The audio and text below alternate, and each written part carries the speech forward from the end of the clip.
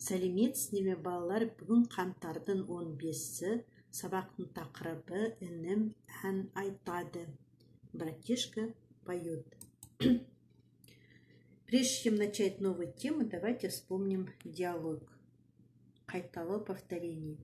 Сен нешінші сыныпта оқисың? Вы должны ответить: мен 3-ші сыныпта оқимын. Бүгін қай күн? Бүгін жұма. Бір жылда неше мезгіл бар? Бір жылда 4 мезгіл бар. Қазір жылдың қай мезгілі?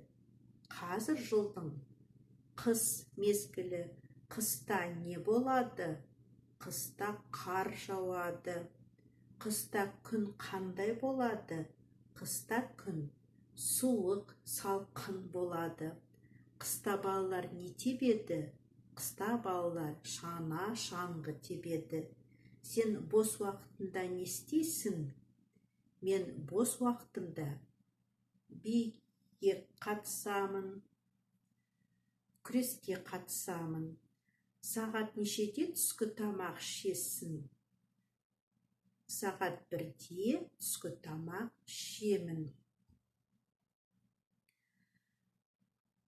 Жаңа сөздер, новые слова.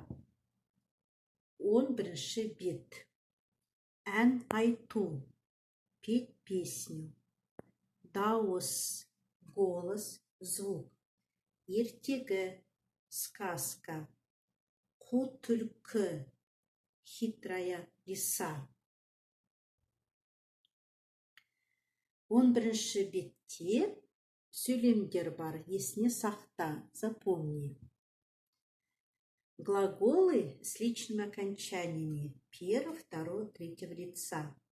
Мен ән айтамын, я пою песню, или просто я пою. Сен айтасың, ты поешь.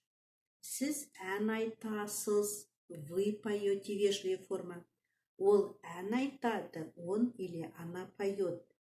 Біз ән айтамыз, мы поем во множественном числе. Обратите внимание на окончание. Сендер ән айтасыңдар, вы поете. Сіздер ән айтасыздар. Вежливая форма, когда много, да, взрослых. Вы поете. Олар ән айтады, они поют. Оқылым.